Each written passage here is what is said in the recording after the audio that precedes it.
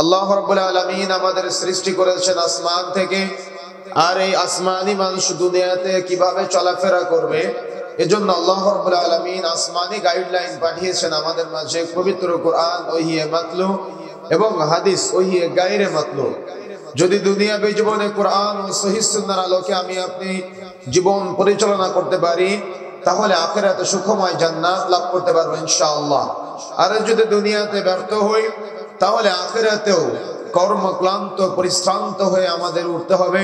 আজকে আমরা দুনিয়াতে আমল না করার বিচারের মাঠে কেমন শাস্তি হতে পারে, দুনিয়াতে আমল না করে দুনিয়াবী জীবন কাজে না লাগিয়ে আখিরাতে পাড়ি জমালে কেমন ভয়াবহতা আমাদের জন্য অপেক্ষা করছে, আমরা সংক্ষিপ্ত সময়ে জানার চেষ্টা করব।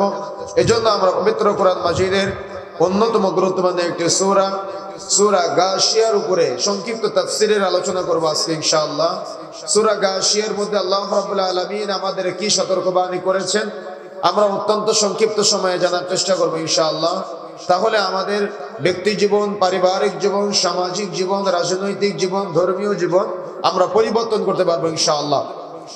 পবিত্র কোরআন মাজিদের অন্যতম গুরুত্বপূর্ণ একটি সূরা সূরা গাশিয়া, যে সূরাটি ইমাম সাহেবরা প্রতিটা জুমাবারে দ্বিতীয় রাকাতে তিলাওয়াত করে, অর্থাৎ জুমার সালাতে দ্বিতীয় রাকাতে তিলাওয়াত করে। রাসূলুল্লাহ সাল্লাল্লাহু আলাইহি সাল্লাম প্রতি সপ্তাহে জুমাবারে কেন এত বেশি সালাতের মধ্যে সূরা গাশিয়া তিলাওয়াত করার ব্যাপারে আমাদের উৎসাহ বা আগ্রহ দিয়েছেন, মনে রাখার চেষ্টা করতে হবে। সূরা গাশিয়া, গাশিয়া শব্দের অর্থ হলো আচ্ছন্নকারী দিবস, অর্থাৎ দুনিয়ার মোহে মোহচ্ছন্ন হয়ে, দুনিয়ার মোহে আচ্ছন্ন হয়ে, মোহচ্ছন্ন হয়ে, তার মানে দুনিয়ার এই মোহের প্রতি যারা বেশি ঝুঁকে গিয়েছে, ঝুঁকে গিয়ে যারা বিচার দিবস, আখিরাত দিবস অর্থাৎ কিয়ামত দিবসকে যারা ভুলে গিয়েছে, মূলত আল্লাহ রাব্বুল আলামিন এটা বুঝিয়েছেন। তার মানে পবিত্র কোরআন মাজিদের মধ্যে আল্লাহ বলছেন, বিসমিল্লাহির রহমানির রহিম, পরম করুণাময় অসীম দয়ালু আল্লাহর নামে শুরু করছি। হাল আতাকা হাদিসুল গাশিয়া, হাল শব্দের অর্থ হলো আরবিতে কি, আতাকা তোমাদের কাছে পৌঁছেছে। আল্লাহ জিজ্ঞাসা করলেন তোমাদের কাছে কি পৌঁছে গিয়েছে? হাদিস শব্দের অর্থ হলো বর্ণনা, সংবাদ, খবর। আল গাশিয়া অর্থাৎ কিয়ামতের, কিয়ামতের সংবাদ কি তোমাদের কাছে পৌঁছেছে? তার মানে আল্লাহ রাব্বুল আলামিন আমাদের জিজ্ঞাসা করলেন কিয়ামতের সংবাদ কি তোমাদের কাছে পৌঁছেছে? আচ্ছন্নকারী দিবসের সংবাদ কি তোমাদের কাছে পৌঁছেছে? দুনিয়ার জীবন দেখিতে তোমরা মোহচ্ছন্ন হয়ে আছো, তোমরা আল্লাহকে ভুলে গিয়েছো, জান্নাত জাহান্নাম, মিজানের পাল্লা, বারজাখ, কবরের জীবন, এই সব কিছু সম্পর্কে তোমরা ভুলে গিয়েছো। আজকে আবারও নতুন করে আপনাদের কাছে জিজ্ঞাসা করা হচ্ছে, অর্থাৎ আল্লাহ রাব্বুল আলামিন জিজ্ঞাসা করেছেন হাল কি আতাকা তোমাদের কাছে পৌঁছেছে। হাদিস শব্দের অর্থ হলো বর্ণনা, সংবাদ, খবর। আল গাশিয়া অর্থাৎ কিয়ামতের, কিয়ামতের সংবাদ কি তোমাদের কাছে পৌঁছে গিয়েছে? যদি পৌঁছে থাকে তোমরা কতটুকু সতর্ক হতে পেরেছো? কিয়ামত সম্পর্কে আমরা শুনি নাই বর্ণনা, কিয়ামতের আলোচনা আমরা জানি নাই, কিয়ামত সম্পর্কে আমাদের ধারণা নাই। অধিকাংশ মানুষের কিয়ামত সম্পর্কে ধারণা আছে, তারপরেও আল্লাহ রাব্বুল আলামিন যে রব্বুন নাস, আল্লাহ রাব্বুল আলামিন যে মালিকিন নাস, আল্লাহ রাব্বুল আলামিন যে ইলাহিন নাস, তার মানে আল্লাহকে রব হিসেবে, আল্লাহকে মালিক হিসেবে, আল্লাহকে রিজিক দাতা হিসেবে যে আমি আপনি স্বীকৃতি দিলেও জেনে বুঝে স্বীকৃতি দেই না, এমনিতেই সূরা নাস মুখস্থ আছে। এজন্য রব্বুন নাস, মালিকিন নাস, ইলাহিন নাস এটা আমরা স্বীকৃতি দেই, অর্থাৎ নামাজের মধ্যে পড়ি বা আমরা সকাল সন্ধ্যা জিকির করি, কিন্তু এর মধ্যে যে কি পড়লাম, কি স্বীকৃতি দিলাম, কি বললাম কিছুই বুঝি না। এর জন্য একটা বিধর্মীর সাথে যদি আপনার তুলনা করা হয় তাহলে কোনো অংশে কম হবে না। রব্বুন নাস, মালিকিন নাস, ইলাহিন নাস, ইলাহকে, ইলাহ বলেন আল্লাহ, স্রষ্টাকে আল্লাহ, আমরা কি, আমরা হলাম সৃষ্টি। মনে রাখার চেষ্টা করতে হবে। প্রত্যেক আদম সন্তান যখন জন্মগ্রহণ করেন আল্লাহ রাসূল বলছেন কুল্লু মাউলুদিন ইউলাদু, কুল্লু মাউলুদিন ইউলাদু আলাল ফিতরাতি ফাআবওয়াহু ইয়াফিদানিহি আও নাসরানিহি আও মাজিসানিহি কামাসালিল বাহিমাতি তুনতাজুল বাহিমাতা হাল তারা ফিহা জাযআ। একটা বাচ্চা যখন জন্মগ্রহণ করে তখন সে ফিতরাতের উপর জন্মগ্রহণ করে। অতঃপর তার মাতা পিতা তাকে ইহুদি নাসারা বানায়, তার মাতা পিতা তাকে অগ্নি পূজক বানায়। তার মানে একটা বাচ্চা যখন জন্মগ্রহণ করে, একটা খ্রিস্টানের ঘরে যদি কোনো বাচ্চা জন্মগ্রহণ করে, সেও ইসলামী ফিতরাতের জন্মগ্রহণ করে।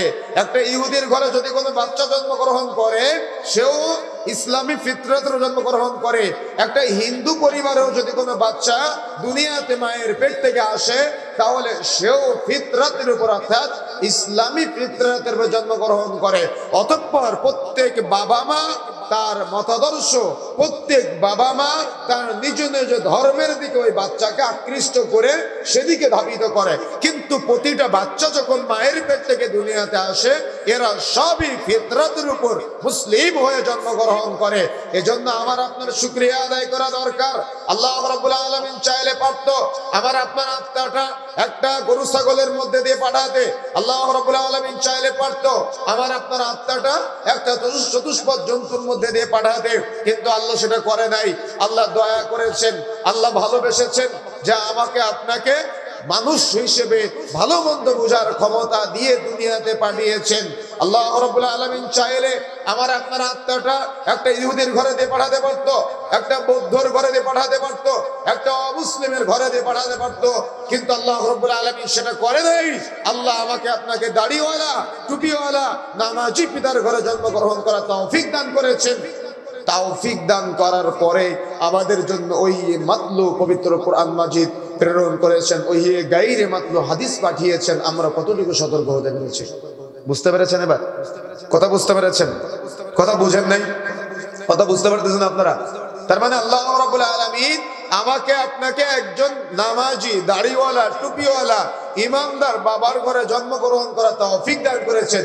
এর চাইতে আল্লাহর পক্ষ থেকে বড় নিয়ামত আমার আপনার জন্য আর কিছু আছে?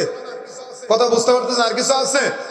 এটা রবের পক্ষ থেকে একটা বড় নিয়ামত যে রব আমাকে আপনাকে একজন মুসলিম ঘরে জন্মগ্রহণ করার তৌফিক দান করেছেন। আমাদের এমন একটা ইলম বা জ্ঞান দিয়েছেন যে জ্ঞান দিয়ে আমরা ভালো মন্দ বোঝার সক্ষমতা রাখি, আলহামদুলিল্লাহ। এজন্য রব্বুন নাস, আমাকে আপনাকে রব হিসেবে স্বীকৃতি দিতে হবে আল্লাহকে। ইলাহিন নাস, ইলাহি হিসেবে স্বীকৃতি দিতে হবে আল্লাহকে। মালিকিন নাস, অর্থাৎ মালিক হিসেবে, বিচারের মাঠের মালিক হিসেবে, বিচারের দিনের একক অধিপতি হিসেবে স্বীকৃতি দিতে হবে আল্লাহকে। স্বীকৃতি দেওয়ার সাথে সাথে আমার আপনার ব্রেনকে এমন ভাবে জাগ্রত করতে হবে যে আমি আপনি বিচারের মাঠে যে দাঁড়াবো, আজকে সুদের লেনদেন করি, আমাকে জবাব দেওয়া লাগবে। আজকে ঘুষের লেনদেন করি, বিচারের মাঠে আমার জবাব দেওয়া লাগবে। আজকে আমি হারাম উপার্জন করি, বিচারের মাঠে আমার জবাব দেওয়া লাগবে।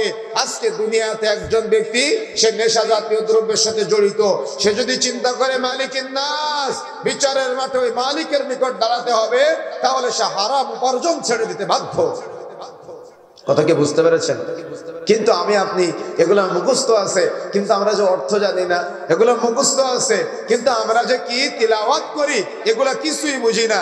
যার কারণে সূরা ফাতিহার মধ্যে আমরা পড়ি কি মালিক ইয়াউমিদ্দিন, আল্লাহ বিচার দিবসের মালিক। ও মসজিদের মধ্যে আল্লাহকে বিচার দিবসের মালিক মানে মসজিদ থেকে বের হয়ে এসে আবার দেখা যাচ্ছে যাবতীয় পাপাচারের সাথে জড়িয়ে যায়। কেন? তার সেন্স কাজ করে না। সে আল্লাহকে মালিক হিসেবে, আল্লাহকে রব হিসেবে, আল্লাহকে ইলাহ হিসেবে স্বীকৃতি দেওয়ার পরেও সে এগুলা না জানার কারণে ও মসজিদ থেকে বের হয়ে ও চলে যায় পীরের দরবারে মানত করার জন্য। কেন? তার আল্লাহ সম্পর্কে ধারণা নাই। তাই কথা বুঝতে পেরেছেন?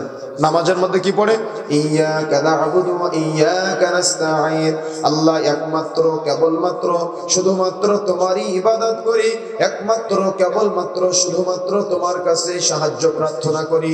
কিন্তু মসজিদ থেকে বের হয়ে আবার মাজারের কাছে গিয়ে বলে বাবা তোমার মাধ্যমে সন্তান চাই, তোমার মাধ্যমে ক্ষমা চাই। কি বাস্তবতা না এগুলা? সমাজের বাস্তব চিত্র এগুলা। সুতরাং তাওহীদের জ্ঞান প্রতিটা মুসলমানের থাকা জরুরি। যার তাওহীদের জ্ঞান নাই তার সালাত আদায় করে লাভ নাই, যার তাওহীদের জ্ঞান নাই তার সিয়াম পালন করে লাভ নাই, যার তাওহীদের জ্ঞান নাই তার হজ করে লাভ নাই। যার তাওহীদের জ্ঞান নাই তার যাকাত আদায় করে লাভ নাই। যার তাওহীদের জ্ঞান নাই তার দান সাদাকা করে লাভ নাই। কেন? আপনার দানটা হতে হবে লিল্লাহি রাব্বিল আলামিন, একমাত্র আল্লাহর জন্য। আপনার আমার জীবনটা হতে হবে একমাত্র আল্লাহর জন্য। আমার আপনার নামাজ হতে হবে একমাত্র আল্লাহর জন্য। আমার আপনার কুরবানি হতে হবে একমাত্র আল্লাহর জন্য, যে আল্লাহ আমাকে আপনাকে সৃষ্টি করেছেন। কথা কি বুঝতে পেরেছেন? যদি আমি আপনি এই রবকে চিনতে না পারি, তাহলে যখন আপনাকে কবরে প্রশ্ন করা হবে মা রব্বুকা, তোমার রবকে, তখন আপনি বলবেন হা হা লা আদরি, আমি তো আমার রবকে চিনি না, আমি তো আমার আল্লাহকে চিনি না। আজকে কিয়ামত দিবসের বর্ণনা, মৃত্যু দিবসের সংবাদ সব আমাদের কাছে ওপেন ক্লিয়ার করে দিয়েছেন আল্লাহ সুবহানাহু ওয়া তাআলা। কিন্তু তারপরেও আমি আপনি জানার পরেও না জানার ভান করি। মনে রাখার চেষ্টা করবেন, মানুষের মৃত্যু হয় দুই ভাবে। একভাবে জান্নাতে এক ব্যক্তির মৃত্যু হয়, আর একভাবে জাহান্নামে ব্যক্তির মৃত্যু হয়। তার মানে জান্নাতি ব্যক্তির আত্মাটাকে নেওয়া হয় একভাবে, আর জাহান্নামী ব্যক্তির আত্মাটাকে নেওয়া হয় একটু ভিন্নভাবে। কেমনে নেওয়া হয়? মালাকুল মাউত যখন একজন জাহান্নামী ব্যক্তির আত্মাটা নেওয়ার জন্য আসমান থেকে দুনিয়াতে আসে, মালাকুল মাউতের সাথে একদল ফেরেশতা থাকে, যে ফেরেশতারা হলো চট। গোটা পৃথিবীতে যত দুর্গন্ধ আছে এর চাইতে দুর্গন্ধযুক্ত চট নিয়ে মালাকুল মাউতের সাথে আসা ফেরেশতা মণ্ডলীরা চোখের দৃষ্টিসীমার দূরে অপেক্ষায় থাকে ওই আত্মাটাকে নেওয়ার জন্য। আর এদিকে মালাকুল মাউত মাইয়েতের মাথার কাছে এসে বসে। মাথার কাছে এসে বসে মালাকুল মাউত বলতে থাকে, অমুকের ছেলে অমুকের খবিস আত্মা বের হয়ে আসো, অমুকের মেয়ে অমুকের খবিস আত্মা বের হয়ে আসো। যেই মুহূর্তে আত্মাটা খবিস শব্দ শুনতে পায়, ওই মুহূর্তে আত্মাটা দেহের মধ্য থেকে আর বের হতে চায় না। কি শব্দ যুক্ত করা হলো বলেন তো? অমুকের ছেলে অমুকের খবিস আত্মা বের হয়ে আসো, অমুকের মেয়ে অমুকের খবিস আত্মা বের হয়ে আসো।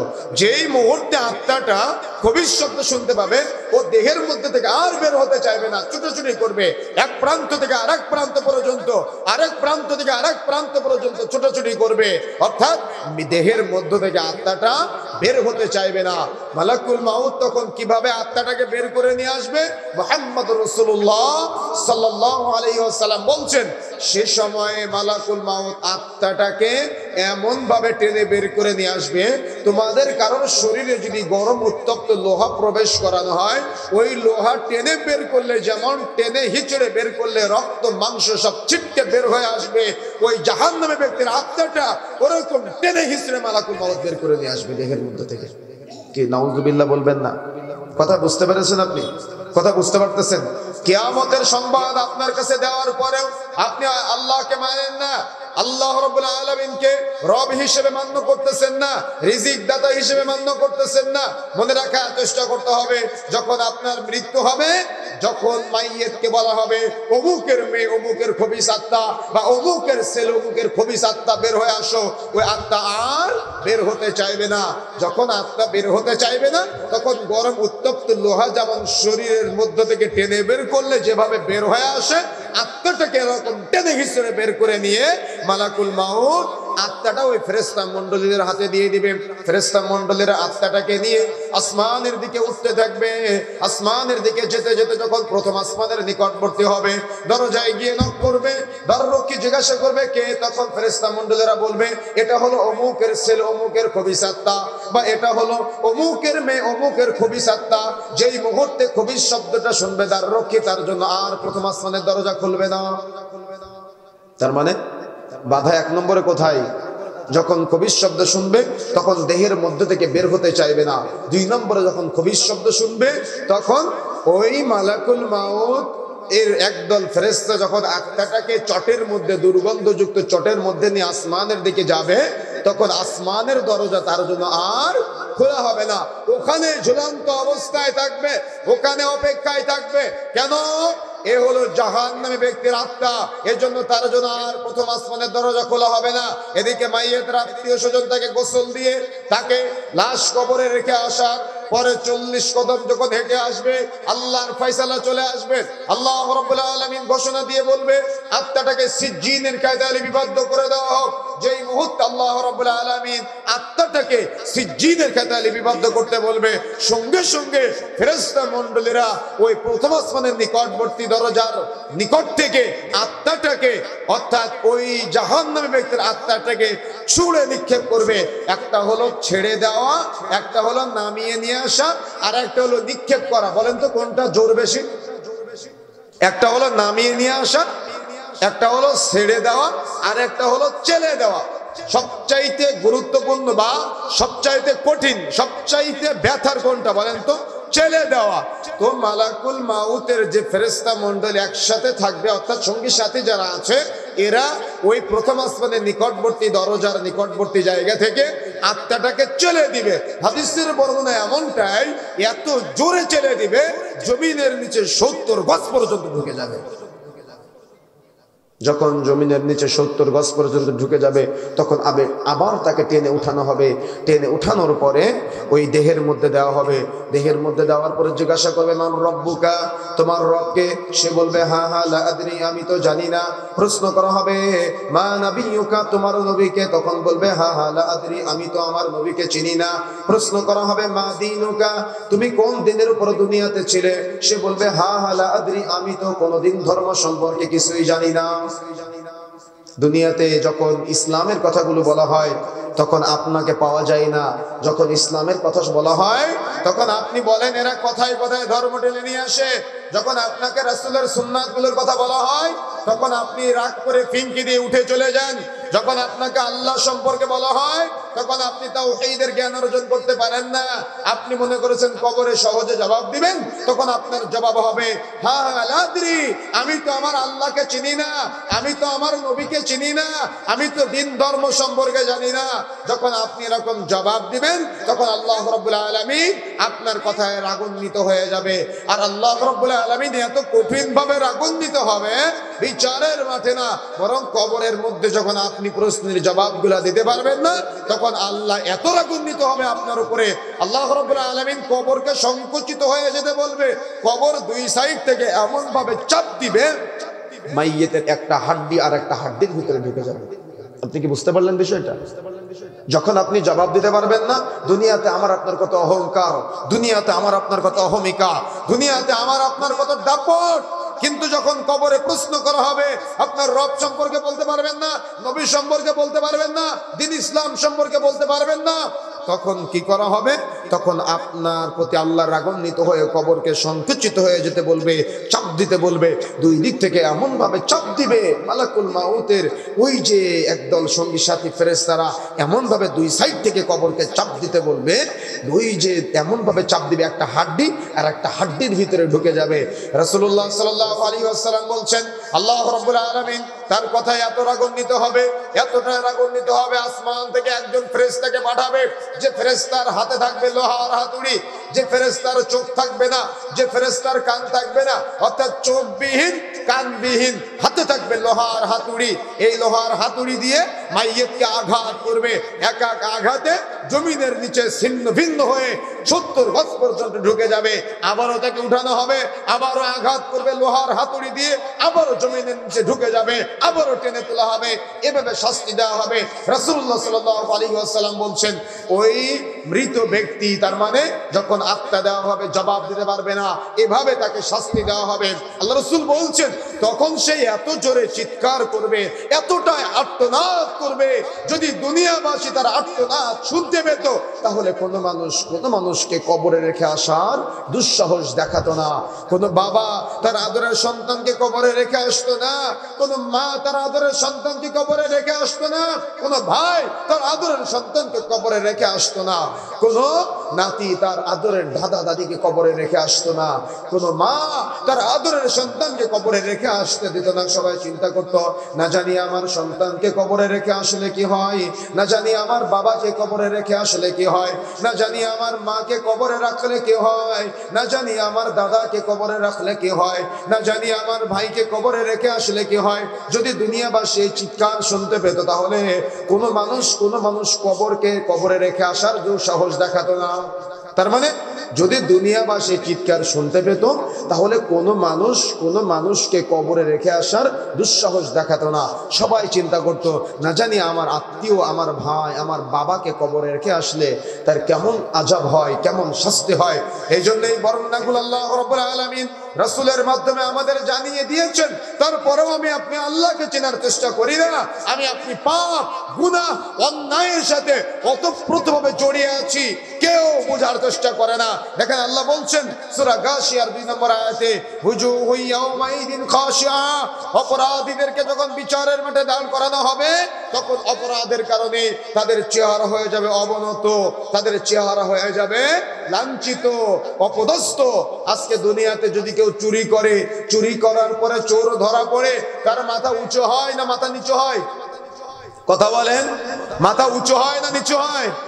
মাথা নিচু হয়ে যায়। তো দুনিয়াতে যখন আপনি পাপ করবেন আর বিচারের মাঠে দাঁড়াবেন তখন আপনার চেহারা হয়ে যাবে অবনত, আপনার চেহারা হয়ে যাবে লাঞ্ছিত, আপনার চেহারা হয়ে যাবে অপদস্থ। আল্লাহ বলছেন বিচারের মাঠে যখন তারা দাঁড়াবে তাদের চেহারা হয়ে যাবে অবনত, লাঞ্ছিত, অপদস্থ অবস্থায় দাঁড়াবে। দুনিয়াতে বিশাল দাপট, টাকা পয়সার অহংকার, জমি জায়গার অহংকার, গাড়ি বাড়ির অহংকার, কত অহংকার, অহংকারের ঠেলায় তার চোখ আসমান থেকে মাটিতে পড়ে না। তখন সে চিন্তা করে, আল্লাহ রাব্বুল আলামিন সূরা গাশিয়ার মধ্যে বলছেন ওয়াজুহু ইয়াউমাইদিন খাশিআ।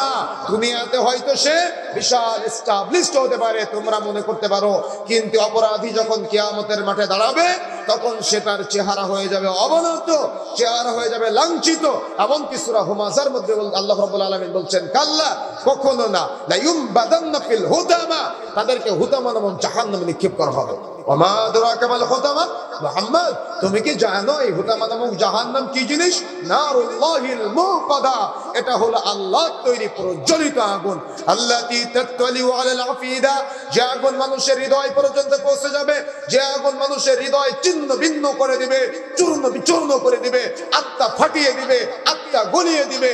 বিচারের মাঠে যদি আমি আপনি আজকে এগুলা নিয়ে অহংকার করি, অহমিকা করি, দুনিয়াতে যদি সংশোধন হওয়ার চেষ্টা না করি, এই অহংকার করার ফলে বিচারের মাঠে আমাকে আপনাকে এরকম শাস্তির আওতায় নিয়ে আসা হতে পারে। এই জন্য আমাকেও সতর্ক হতে হবে, আপনাকেও সতর্ক হতে হবে। এরকম অহংকার করে দুনিয়াতে চলা যাবে না, বরং পাপ গুনাহ জানার সাথে সাথে তওবা করে ফিরে আসার চেষ্টা করতে হবে আমাদের। তা না হলে বিচারের মাঠে যখন দাঁড়াবেন তখন চেহারা হয়ে যাবে অবনত, চেহারা হয়ে যাবে লাঞ্ছিত, চেহারা হয়ে যাবে অপদস্থ। সেদিন মাথা উঁচু করে দাঁড়াতে পারবেন না। পক্ষান্তরে একজন হাফেজে কোরআনের পিতামাতা যখন বিচারের মাঠে দাঁড়াবে তখন কিয়ামতের মাঠে সবাই তো নফসি নফসি করবে, সবাই তো নিজের চিন্তায় ব্যস্ত। কেউ হাঁটু বরাবর, কেউ কোমর বরাবর, কেউ কাঁধ বরাবর ঘামের মধ্যে হাবুডুবু খাবে। বিচারের মাঠে পরিস্থিতি শোনেন না আপনারা? কিয়ামতের মাঠে সবাই নফসি নফসি করবে, নবী রাসূলগণ নফসি নফসি করবে। সবাই দেখবে এই কিয়ামতের মাঠে যখন নফসি নফসি করবে, দেখবে একজন পিতা একজন মা, অর্থাৎ দুইজন ব্যক্তি তারা উঁচু জায়গায় দাঁড়িয়ে আছে, তাদের মাথায় আছে নূরের মুকুট, তাদের মাথায় আছে নূরের মুকুট, আর তাদের শরীরে পোশাক পরা, সবাই উলঙ্গ অবস্থায়, আর তাদের শরীরে পোশাক আর তাদের মাথায় নূরের মুকুট ঝলঝল করছে। কিয়ামতের মাঠের সকল মানুষ বলবে, এরা কারা? এদেরকে কেন এমন মর্যাদা দেওয়া হলো? এরা কারা? এদেরকে কেন এমন সম্মান দেওয়া হলো? বিচারের মাঠে যখন এভাবে সবাই বলবে তখন ফেরেশতা মণ্ডলীরা বলবে, এরা হলো হাফেজে কোরআনের পিতামাতা। সুবহানাল্লাহ, মনোযোগ আছে আপনাদের? এরা কারা? এরা হলো হাফেজে কোরআনের পিতামাতা। তার মানে একজন হাফেজে কোরআনের পিতামাতাকে তার মাথায় নূরের মুকুট পরানো হবে, তাকে পোশাক পরানো হবে, এটা হলো তার সম্মান। সুতরাং মনে রাখার চেষ্টা করতে হবে আমাদের, বিচারের মাঠে যদি আমি আপনি অবনত, চেহারা অবনত থাকতে না চাই, বা আমরা যদি না চাই যে আমাদের চেহারা বিচারের মাঠে লাঞ্ছিত হোক, অপদস্থ হোক, যদি আমরা এটা না চাই তাহলে আমাদের এখন থেকে সতর্ক হতে হবে। এমন কোনো পাপ বা গুনাহ করা যাবে না যে গুনাহের কারণে বিচারের মাঠে দাঁড়ালে আমার চেহারা হবে অবনত। রাসূলুল্লাহ সাল্লাল্লাহু আলাইহি ওয়াসাল্লাম আমাকে আপনাকে কঠিন সতর্ক বাণী করে বলেছেন, জেনা অত্যন্ত জঘন্যতম একটা পাপ, কিন্তু এই পাপ জানার পরেও অনেকে জেনার মতো জঘন্য পাপের সাথে জড়িয়ে আছে। কেউ চোখের জেনা করে, কেউ হাতের জেনা করে, কেউ পায়ের জেনা করে, কেউ অন্তরের জেনা করে। আজকে মোবাইল ফোনগুলো যদি আমাদের বিরুদ্ধে কথা বলে, তাহলে বিচারের মাঠে আমাদের পার পাওয়ার কোনো জায়গা নাই। আরে মোবাইল ফোন তো বাদই দিলাম, আপনি যে পরিবারে আছেন, আল্লাহ রাসূল বলেছেন কিয়ামতের আগে জেনা ব্যভিচার বেড়ে যাবে।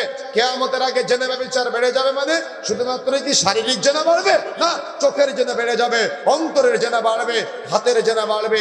ওই যে ড্রয়িং রুমের মধ্যে বসে আছেন না, আশপাশে সব সোফা চেয়ারের মধ্যে আপনি বসে আছেন, আপনার স্ত্রী, আপনার মা, আপনার বাবা, আপনার সন্তান সবাই একসাথে বসে আছেন। আর ওই টিভিতে নগ্ন যে নারী নাচানাচি করতেছে তার দিকে তাকিয়ে আপনিও অন্তরে যে কল্পনা করেন, আপনার বাপও একই কল্পনা করে, আপনার ছেলেও একই কল্পনা করে। সবাই একসাথে বসে পারিবারিক ভাবে জেনায় লিপ্ত হয়। কথা বুঝেন নাই মনে হয়, কথা কি বুঝতে পেরেছেন? তার মানে সবাই একসাথে বসে এরা পারিবারিক ভাবে জেনায় লিপ্ত হয়। আজকে যুব সমাজ জেনার অতল গহ্বরে নিমজ্জিত। তার মানে জেনার সাথে জড়িয়ে আজকে কিভাবে যে তারা একটা ছেলে একটা মেয়েকে নিয়ে পালিয়ে চলে যায়, একটা মেয়ে একটা ছেলের হাত ধরে পালিয়ে চলে যায়, অথচ মেয়েটার বাবা তাকে কত আদর যত্ন স্নেহ ভালোবাসা দিয়ে বড় করে তুলে। আজকে সমাজের কিছু কাজী সাহেব আছে যারা অবৈধ বিবাহগুলোকে অনুমোদন দিয়ে রাসূলের সুন্নতের বিরোধিতা করে আজকে জেনার কাজে সহযোগিতা করছে। দায়িত্বহীন ভাষায় বলে যেতে চাই, মনে রাখার চেষ্টা করবেন, রাসূলুল্লাহ সাল্লাল্লাহু আলাইহি ওয়াসাল্লাম বলছেন লা নিকাহা ইল্লা বিওয়ালি ফানিকাহু বাতিল, ফানিকাহু বাতিল, ফানিকাহু বাতিল। যে বিবাহে ওলি নেই সেই বিবাহ বাতিল, যে বিবাহে ওলি নেই সেই বিবাহ বাতিল। যারা পালিয়ে কোর্ট ম্যারেজ করে বিবাহ করেছেন যেখানে মেয়ের ওলি উপস্থিত ছিল না, রাসূলুল্লাহ সাল্লাল্লাহু আলাইহি ওয়াসাল্লাম বলেছেন কোন মেয়ে একা একা বিবাহ করতে পারে না, মায়ের বাড়ির লোক বিবাহের ওলি হতে পারে না, কোন মহিলারা বিবাহের সাক্ষী হতে পারে না।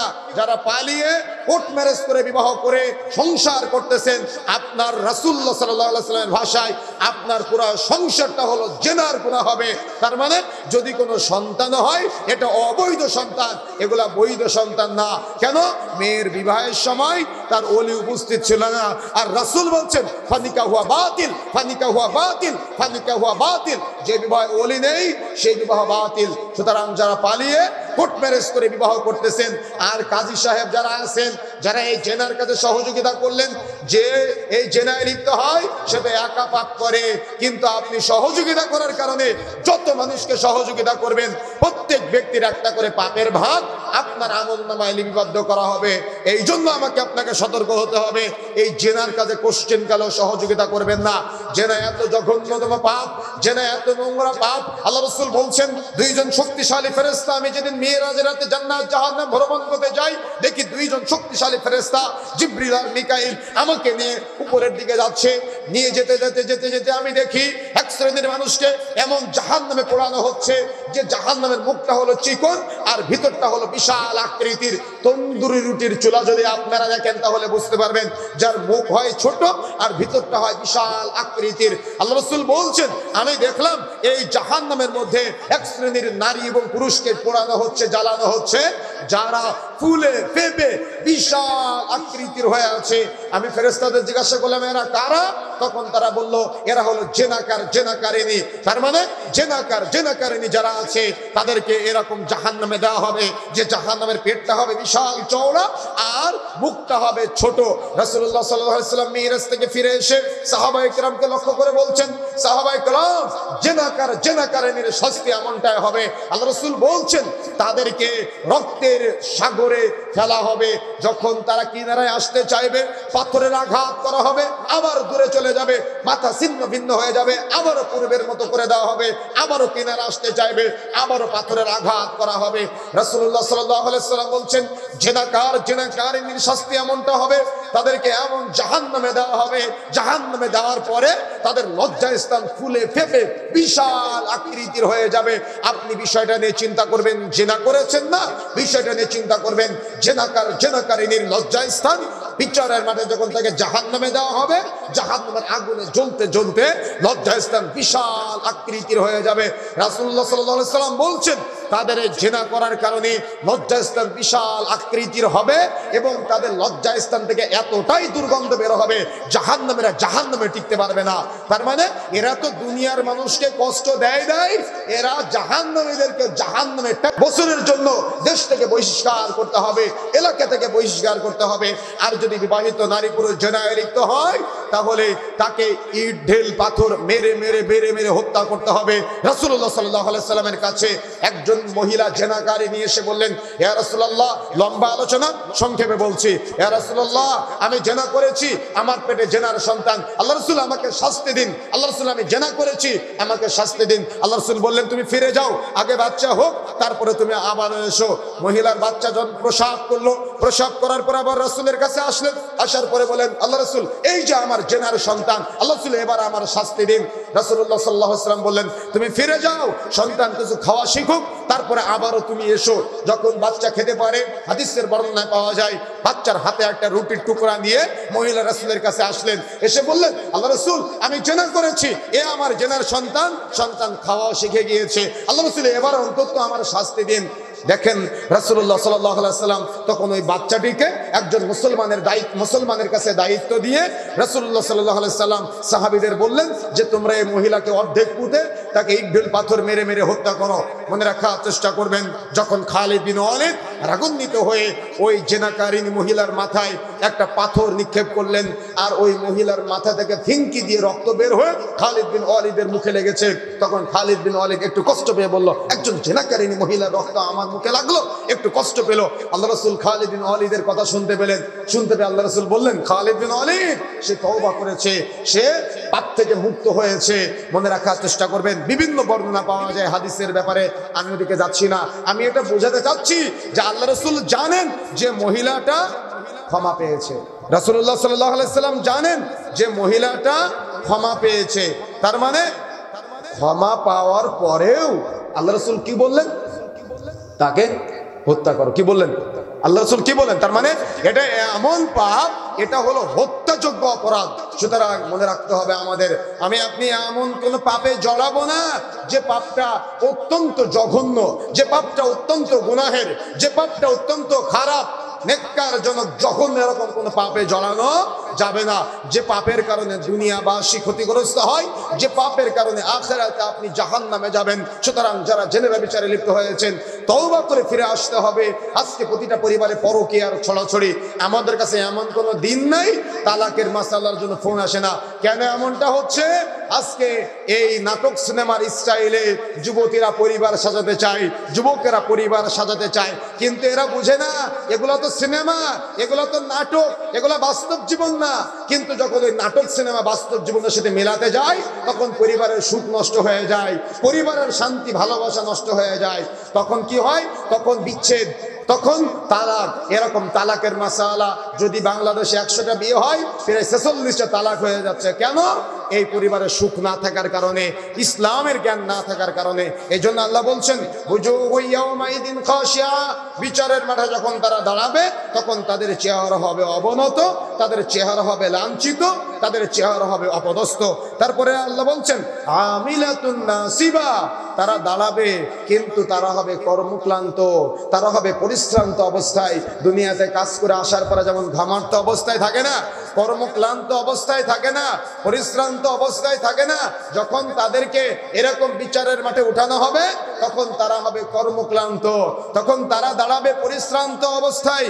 তাসলা নারুন হামিয়া, তখন তারা পানি চাইবে, পানি চাইবে, জাহান্নামীরা পানি চাইবে। পানি দেওয়া হবে কিন্তু এমন পানি দেওয়া হবে যে পানিটা হবে গরম উত্তপ্ত ঝরনার পানি। তার মানে পানি পাবে কিন্তু পানিটা হবে গরম উত্তপ্ত ঝরনার পানি। তার মানে পানি পাবে, এমন পানি দেওয়া হবে যে পানি খাওয়ার সাথে সাথে তাদের পেটের নাড়িভুড়িগুলা পিছনের রাস্তা দিয়ে বের হয়ে যাবে।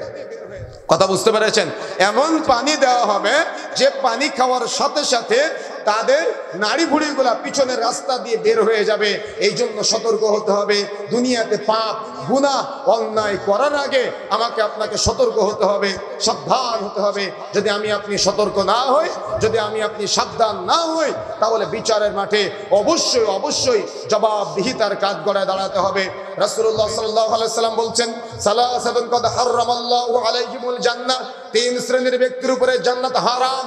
অর্থাৎ আল্লাহ রাসূল তিন শ্রেণীর ব্যক্তির উপরে জান্নাতকে হারাম করে দিয়েছেন। তার মধ্যে এক নম্বর হলো মুদমিনুল খামার, যারা নিয়মিত নেশা জাতীয় দ্রব্য সেবন করবে তার উপরে জান্নাত হারাম। তার মানে মদখোর, জুয়াখোর, ফেন্সিডিলখোর, হিরোইনখোর, বিড়িখোর, সিগারেটখোর, গোলখোর, জর্দাখোর, তামাকখোর, এই অপবিত্র বস্তু আপনি যাই খান না কেন আপনার হারামে জর্জরিত হয়ে যাবে, এই দো জান্নাতে প্রবেশ করবে না। রাসূলুল্লাহ সাল্লাল্লাহু আলাইহি সাল্লাম বলছেন, লা ইয়াদখুলুল জান্নাতা মুদমিনুল খামার, যে ব্যক্তি নেশা জাতীয় দ্রব্য সেবন করবে সে কখনো জান্নাতে যাবে না। রাসূলুল্লাহ সাল্লাল্লাহু আলাইহি সাল্লাম বলছেন, যে ব্যক্তি একবার নেশা জাতীয় দ্রব্য সেবন করবে তার আগামী 40 দিনের ইবাদত কবুল হবে না। রাসূলুল্লাহ সাল্লাল্লাহু আলাইহি সাল্লাম বলছেন, নেশা জাতীয় দ্রব্য সেবন করা এতটাই পাপ, নিজের মা খালা ফুফুর সাথে জেনা করার সমতুল্য পাপ। কিন্তু আজকে যুব সমাজ আজকে বিড়ি সিগারেট গুল তামাক জর্দার নেশায় এমন ভাবে অতল গ্রাসে তার মানে নিমজ্জিত হয়েছে, এগুলার মধ্যে আজকে বাপের সামনে সন্তান সিগারেট খায়, সন্তানের লজ্জা লাগে না। সন্তানের সামনে বাবা সিগারেট খায়, বাবার লজ্জা লাগে না। তার মানে এদের ব্যক্তিত্ব নাই, এদের গায়রত নাই। গায়রত থাকবে কিভাবে? একটা 7 বছরের বাচ্চাকে এরা নামাজের শিক্ষা দেয় না।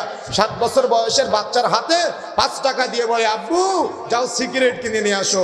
একদিন যায়, 2 দিন যায়, 3 দিন যায়, 5 দিন ছেলেটা বলে, আমার আব্বু কি খায়, আমিও একটু খাই। এভাবে সে সিগারেট খাওয়া শিখে। এজন্য তো যেহেতু তার বাবা এই নেশা করা শিখায়, এই জন্য সে যখন সিগারেট খায়, আমরা তো দেখেছি যখন চায়ের দোকানে দাঁড়িয়ে গ্যাস লাইট দিয়ে ধরিয়ে সিগারেট খাওয়া শুরু করে তখন সে ধোঁয়া ছাড়ে। তার পাশে তার বাবা দাঁড়িয়ে আছে, না আলিম ওলামা দাঁড়িয়ে আছে, না মহিলা দাঁড়িয়ে আছে, না শিশু দাঁড়িয়ে আছে, না মুরব্বী দাঁড়িয়ে আছে, সে কাউকে তোয়াক্কা করে না, সিগারেট খায় আর যার তার দিকে ধোঁয়া ছেড়ে দেয়। তার মানে ও পাপ করে, কিন্তু দেখিয়ে দেখিয়ে পাপ করে। ও পাপ করে কিন্তু প্রকাশ্যে পাপ করে, তার লজ্জা কাজ করে না। কেন লজ্জা কাজ করে না? ওই যে বাবার কাছ থেকে শিখেছে। বাবা একদিন পাওনাদার বাড়িতে আসলে বলেছে, আব্বু বাহিরে যাও, গিয়ে বলো তোমার আব্বু বাড়িতে নেই। তো আপনার ছেলেটা কি শিখবে? আপনার ছেলেটা মিথ্যা বলা শিখবে। আপনি কি কখনো বলতে পারবেন যে আব্বু তুমি কখনো মিথ্যা বলবা না? এটা বলার কোনো ক্ষমতা আপনার নাই। কেন ক্ষমতা নাই? আপনি আপনার সন্তানকে মিথ্যা বলা শিখাইছেন। তাই কথা বুঝতে পেরেছেন? আপনি কখনো আপনার সন্তানকে সিগারেট ছাড়তে বলতে পারবেন না। কেন? আপনি নিজে আপনার সন্তানকে সিগারেট খাওয়া শিখিয়েছেন। এই জন্য তওবা করে ফিরে আসতে হবে। প্রশাসন আজকে এগুলা নিয়ন্ত্রণে আনার জন্য অনেক চেষ্টা করতেছে, কিন্তু যদি ধর্মীয় জ্ঞানের ঘাটতি থাকে তাহলে এগুলাকে নির্মূল করা যাবে না। ধর্মীয় জ্ঞান মনে রাখার চেষ্টা করবেন। গায়রত, ব্যক্তিত্ব অর্জন করতে হবে। বিড়ি সিগারেট গুল তামাক জর্দা যদি কেউ একবার সেবন করে আগামী 40 দিনের ইবাদত কবুল হবে না। আজকে শুনেছি সৌদি আরবে চাঁদ দেখা গিয়েছে। ইনশাআল্লাহ আগামীকাল হয়তো আমরা চাঁদ দেখব এবং পরবর্তী দিন সিয়াম পালন করব। তার মানে মাঝখানে রমজানের একটা দিন বাকি আছে। আচ্ছা বলেন তো, যদি কেউ আজকে নেশাজাতীয় দ্রব্য সেবন করে তার কি আগামী 40 দিনের ইবাদত কবুল হবে? হবে কি কবুল? তাহলে আপনি যে কালকে রাত্রে, তার মানে আগামীকাল রাত্রে আপনি যে সাহারি করবেন এবং সুবহে সাদিক থেকে সূর্যাস্ত পর্যন্ত না খেয়ে থাকবেন, আপনার এই সিয়াম কি কবুল হবে? আপনার এই সিয়ামের কোনো ফায়দা আছে? কেন ফায়দা নাই? অনেকে আছে এরা জর্দা দিয়ে সাহারি করে আর সিগারেট দিয়ে ইফতার করে। এদের মতো জঘন্য, এদের মতো বর্বর, এটা আমার কথা না, এটা রাসূলের ভাষা। কেন? এগুলা মস্তিষ্ক বিকৃত করে দেয়, এটা যুব সমাজের ধ্বংসের অতল গহ্বরে নিমজ্জিত করে দিচ্ছে। এই জন্য সতর্ক হতে হবে, সাবধান হতে হবে। আজকে আপনি নেশা জাতীয় দ্রব্য সেবন করলেন মানে আগামী 40 দিনের ইবাদত আপনার কবুল হবে না। তার মানে 30টা সিয়াম আপনি পালন করবেন, সুবহে সাদিক থেকে সূর্যাস্ত পর্যন্ত না খেয়ে থাকবেন। এটা শুধু না খেয়ে থাকা হবে, আপনি ফজিলত পাবেন না। আল্লাহ রাসূল কি বলেছেন জানেন? মান সামা রমাদানা ঈমানান ওয়া ইহতিসাবান গুফিরা লাহু মা তাকাদ্দামা মিন যামবি। যে ব্যক্তি ঈমান সহ নেকির আশায় রমজানের সিয়াম পালন করবে তার পিছনে সমস্ত গুনাহ থেকে তাকে মুক্ত করে দেওয়া হবে। আল্লাহ রাসূল বলেন, মান কামা রমাদানা ঈমানান ওয়া ইহতিসাবান গুফিরা লাহু মা তাকাদ্দামা মিন যামবি। যে ব্যক্তি ঈমান সহ নেকির আশায় রমজানের রাতের কিয়াম করবে তার পিছনে যাবতীয় গুনাহ থেকে তাকে মুক্ত করে দেওয়া হবে। তার মানে তারাবি বা তাহাজ্জুদের সালাত যে আদায় করবে, আল্লাহ রাসূল বলছেন মাইয়াকুম লাইলাতুল কদরি ঈমানাও ওয়া ইহতিসাবান গুফিরা লাহু মা তাকদ্দামা মিন জামবি। যে ব্যক্তি ঈমান সহ নেকির আশায় রমজানের শেষ দশকের বেজল রাত্রিতে শবে কদর তালাশ করবে, যদি সে পেয়ে যায় তাহলে তার পিছনে সমস্ত গুনাহ থেকে তাকে মুক্ত করে দেওয়া হবে। সুবহানাল্লাহ, কথা বুঝতে পেরেছেন? তাহলে সিয়াম পালন করার আগে নেশা জাতীয় দ্রব্য ছাড়তে হবে। তা না হলে আপনি নেশা জাতীয় দ্রব্য সেবন করছেন, আবার আপনি কি করলেন, সিয়ামও পালন করেন, সালাতও আদায় করেন, আপনার সালাত কিন্তু কবুলযোগ্য হবে না, আপনার সিয়াম কিন্তু কবুলযোগ্য হবে না। মনে রাখার চেষ্টা করবেন, পৃথিবীতে দুইটা বিষয় রাসূলুল্লাহ সাল্লাল্লাহু আলাইহি ওয়াসাল্লাম শিক্ষা দিয়েছেন। একটা হলো সাদাকায়ে জারিয়া, আর একটা হলো গুনাহে জারিয়া। সাদাকায়ে জারিয়া মানে নেকির কাজে সহযোগিতা করা। আপনার মাধ্যমে যত মানুষ হেদায়েত প্রাপ্ত হবে তাদের সবার একটা করে নেকির ভাগ আপনার আমলনামায় লিপিবদ্ধ হবে। আর আপনার মাধ্যমে যত মানুষ গুনাহের কাজে সহযোগিতা পাবে, অর্থাৎ যেটাকে বলা হয় গুনাহে জারিয়া, এই গুনাহের কাজে সহযোগিতা করলে যত মানুষকে আপনি গুনাহের কাজে সহযোগিতা করবেন, প্রত্যেক ব্যক্তির একটা করে পাপের ভাগ আপনার আমলনামায় লিপিবদ্ধ হবে। এই জন্য আপনি চিন্তা করবেন, আমার মাইকের আওয়াজ যত দূর পর্যন্ত পৌঁছাচ্ছে, যারা দোকানে সিগারেট বিক্রয় করেন, যারা দোকানে মাদক দ্রব্য বিক্রয় করেন, যারা দোকানে, আমি জানি না এখানে বর্ডার আছে কিনা, তবে আমি ম্যাপে দেখেছিলাম সম্ভবত বর্ডার আছে। আমি যতটুকু জানি এই সমস্ত বর্ডারগুলা দিয়ে তার মানে বাহিরের দেশ থেকে নিজের দেশে মাদক দ্রব্য ঢুকে যারা এগুলা আমদানি করে, মনে রাখার চেষ্টা করবেন, যে খায় সেটা একা পাপ করে, কিন্তু গোটা বাংলাদেশে আপনার মাধ্যমে যত জায়গায় মাদক দ্রব্য পৌঁছাবে প্রত্যেক ব্যক্তির একটা করে পাপের ভাগ আপনার আমলনামায় লিপিবদ্ধ করা হবে। মাইকের আওয়াজ যত দূর পর্যন্ত যাচ্ছে, যারা দোকানে বিড়ি, সিগারেট, গুল, তামাক, জর্দা এই নেশা জাতীয় দ্রব্য বিক্রয় করেন, যে খায় সকাল 8টা থেকে রাত্রি 10টা পর্যন্ত আপনার দোকানে যত মানুষ এগুলা সেবন করে তারা তো একা পাপ করে, কিন্তু সকাল 8টা থেকে রাত্রি 10টা পর্যন্ত যত মানুষের কাছে আপনি পৌঁছে দেন, আপনি বিক্রয় করেন, আপনার মাধ্যমে তারা এই নেশা জাতীয় দ্রব্য সেবন করে। এই প্রত্যেক ব্যক্তির একটা করে পাপের ভাগ আপনার আমলনামায় লিপিবদ্ধ করা হবে। এখন আপনি একটু চিন্তা করেন তো, যে আপনি কি এটা বিক্রয় করবেন নাকি আপনি এটা বন্ধ করবেন? আরে আপনি এমন একজন ব্যক্তি, আপনি পুরা জাতিকে নেশার কাছে সহযোগিতা করতেছেন। আপনি এমন একজন ব্যক্তি যে আপনি পুরা গোষ্ঠীকে, পুরা সমাজকে ধ্বংস করে দিচ্ছেন, সিগারেট খোর বানাচ্ছেন, জর্দাখোর বানাচ্ছেন, তামাকখোর বানাচ্ছেন। এই জন্য সতর্ক হতে হবে, সাবধান হতে হবে। তা না হলে বিচারের মাঠে যখন দাঁড়াবেন তখন হবে কি, বুজুহু ইয়াউমাইদিন খাশিয়া, তখন চেহারা হবে অবনত, তখন চেহারা হবে লাঞ্ছিত, চেহারা হবে অপদস্থ। বিচারের মাঠে যখন দাঁড়াবেন তখন আমিলাতুন নাসিবা, কর্মক্লান্ত পরিশ্রান্ত অবস্থায় উঠতে হবে। এই জন্য সতর্ক হতে হবে, সাবধান হতে হবে। এই নেশা জাতীয় দ্রব্য যেন আপনার মাধ্যমে প্রচার না হয়, এই নেশা জাতীয় দ্রব্য যেন আপনার মাধ্যমে সাপ্লাই না হয়, সেদিকে আপনাকে খেয়াল রাখতে হবে। যদি আপনি নেশা জাতীয় দ্রব্য এগুলো প্রচার করেন, সাপ্লাই করেন, দোকানে দোকানে বিক্রয় করেন, যত মানুষের কাছে আপনি পৌঁছে দিবেন, প্রত্যেক ব্যক্তির একটা করে পাপের ভাগ আপনার আমলনামায় লিপিবদ্ধ করা হবে। এই জন্য সতর্ক হতে হবে, সাবধান হতে হবে। মাহে রমাজান প্রসঙ্গে কিছু কথা। মাহে রমাজান এমন একটা বিষয়, আল্লাহ রাসূল সাল্লাল্লাহু আলাইহি ওয়াসাল্লাম বলছেন, মান সামা ইয়াওমান ফি সাবিলিল্লাহি বা'দাল্লাহু ওয়াজাহু আনিন নারি 70 খরিফা। যে ব্যক্তি আল্লাহর সন্তুষ্টির জন্য একটা সিয়াম পালন করবে, আল্লাহ সুবহানাহু ওয়া তাআলা তার থেকে জাহান্নাম 70 বছরের পর দূরে সরিয়ে দেবে। সুবহানাল্লাহ। কি সুবহানাল্লাহ বাড়িতে গিয়ে বলবেন আপনারা নাকি? লজ্জা লাগে সুবহানাল্লাহ বলতে? আপনাদের লজ্জা লাগে? সুবহানাল্লাহ বলতে খারাপ লাগে? একবার যদি কেউ সুবহানাল্লাহ বলে, একবার যদি কেউ আলহামদুলিল্লাহ বলে, একবার যদি কেউ আল্লাহু আকবার বলে, এই আসমান জমিনের মধ্যবর্তী যত ফাঁকা জায়গা সব নেকিতে পরিপূর্ণ করে দেওয়া হয়। সুবহানাল্লাহ। সুতরাং মনে রাখার চেষ্টা করতে হবে, যদি কোনো ব্যক্তি আল্লাহর সন্তুষ্টির জন্য একটা সিয়াম পালন করে, তার থেকে জাহান্নাম 70 বছরের পর দূরে সরিয়ে দেওয়া হবে। রাসূলুল্লাহ সাল্লাল্লাহু আলাইহি ওয়াসাল্লাম বলছেন, যে ব্যক্তি ঈমানান ওয়া ইহতিসাবান, ঈমান সহ নেকির আশায় সিয়াম পালন করে, তার পিছনে সমস্ত গুনাহ থেকে তাকে মুক্ত করে দেওয়া হবে। এখন আপনি শিক্ষিত মানুষ, আপনি চিন্তা করবেন যে এই সামান্য সিগারেট জর্দা খাওয়ার জন্য আপনি কি আপনার সিয়ামকে বরবাদ করবেন? আপনি কি জাহান্নামকে দূরে পাঠানো থেকে বিরত থাকবেন? কেন? আল্লাহ আপনার জ্ঞান দিয়েছে, আপনি আপনার জ্ঞান দিয়ে চিন্তা করবেন। আমার দাওয়াত দেওয়ার কর্তব্য, আমি শুধুমাত্র আপনাকে দাওয়াত দিয়ে গেলাম। সুতরাং বিবেক আল্লাহ আপনাকে দিয়েছে, আপনার বিবেক দিয়ে আপনি চিন্তা করবেন। আজকে অধিক প্রশ্নের যতগুলি সম্মুখীন হয়েছি তার মধ্যে অন্যতম একটা প্রশ্ন হলো মাহে রমজানকে কেন্দ্র করে যেহেতু সৌদি আরবের আকাশে চাঁদ দেখা গিয়েছে, আমরা কি বাংলাদেশে আগামীকাল সিয়াম পালন করব নাকি পরবর্তী দিন সিয়াম পালন করব? কি এই প্রশ্ন সম্মুখীন হতে হচ্ছে না আজকে সব জায়গাতে? এমনকি আমি তথ্য পেয়েছি আপনাদের ঠাকুরগাঁওয়ে প্রায় 12টি জায়গায় একই দিনে সিয়াম ও ঈদ পালন করে, এবং তাদের যুক্তি এমন ভাবে দিচ্ছে যে যুক্তি দিয়ে আপনাকে কাবু বানিয়ে তাদের দলে আপনাকে ভিড়াচ্ছে। কিন্তু আমি কিছু কথা আপনাকে বলতে চাই, যদি আপনি বোঝার চেষ্টা করেন বুঝবেন ইনশাআল্লাহ। আচ্ছা, আমরা রাসূলকে মানবো নাকি আমার মতো ব্যক্তিদের মানবেন? আপনারা কাকে মানবেন, আমাকে না রাসূলকে? কাকে মানতে হবে? রাসূলুল্লাহ সাল্লাল্লাহু আলাইহি ওয়াসাল্লামকে মানতে হবে। তাহলে এই মাসালাটা গুরুত্বপূর্ণ একটা মাসালা। এই মাসালা ইসলামী শরীয়তকে অপূর্ণাঙ্গ মনে হয় আপনার কাছে? যে ইসলাম রাসূলুল্লাহ সাল্লাল্লাহু আলাইহি ওয়াসাল্লাম অপূর্ণাঙ্গ করে রেখে গিয়েছে মনে হয় আপনার কাছে? আল্লাহ রাসূল অপূর্ণাঙ্গ করে রেখে যায়নি, সব পরিপূর্ণ ইসলামে।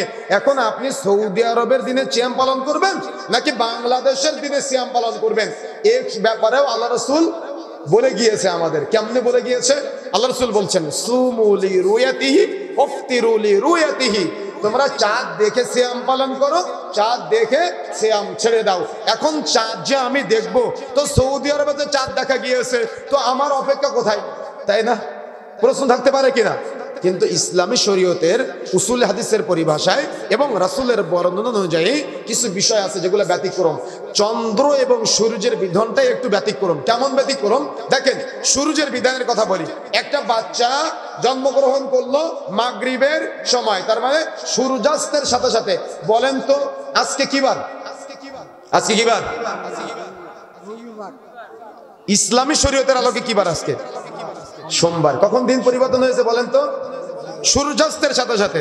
একটা বাচ্চা যদি সূর্যাস্তের 20 সেকেন্ড আগে জন্মগ্রহণ করে, তাহলে বাচ্চাকে আজকে কি বার ধরতে হবে? রবিবার। আর যদি বাচ্চা সূর্যাস্তের সাথে সাথে জন্মগ্রহণ করে, তাহলে কি বার ধরতে হবে? সোমবার। এটা হলো শরীয়ত। সূর্যের বিধান দেখেন। দেখেন ইফতারের বিধান দেখেন। একজন ব্যক্তি খেজুর গাছ, একটা খেজুর গাছ আমি ধরে নিলাম 2 তলা, 2 তলার বিধান আল্লাহ রাসূল দিচ্ছেন এমন ভাবে, যদি কেউ উপর তলায় থাকে আর যদি কেউ নিচ তলায় থাকে, যে উপর তলায় আছে ও আগে সূর্য ডোবা দেখবে, না যে নিচে আছে ও আগে সূর্য ডোবা দেখবে? হ্যাঁ, কে বুঝে বলেন? উপরে যে আছে সে আগে সূর্য ডোবা কিভাবে দেখে? যে নিচে আছে তার সূর্য আগে ঢুকবে। কথা বুঝেন নাই? যে নিচে আছে সে আগে সূর্য ডোবা দেখবে।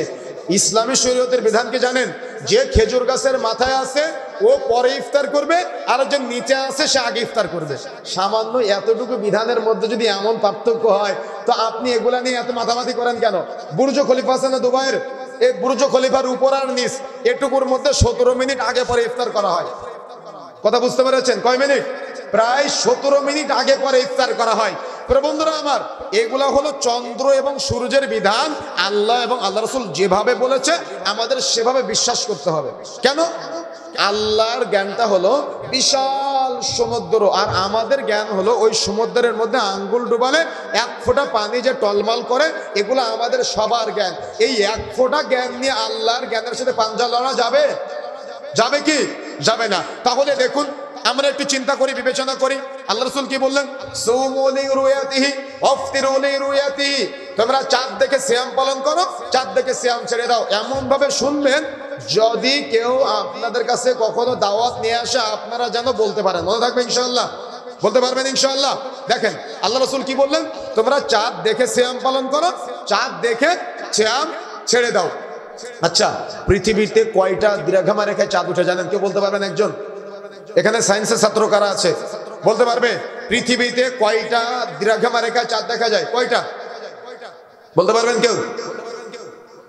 পৃথিবীতে 3টা দ্রাঘিমা রেখায় চাঁদ দেখা যায়। কয়টা বলেন? কয়টা? 3টা।